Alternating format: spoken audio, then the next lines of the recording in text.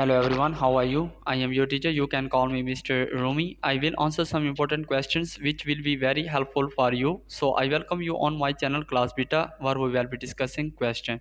H2, N2 and NH3 comparing boiling points.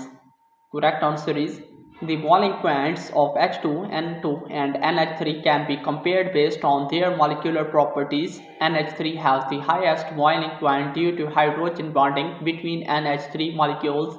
N2 has the lowest boiling point due to its nonpolar nature and weak van der Waals forces.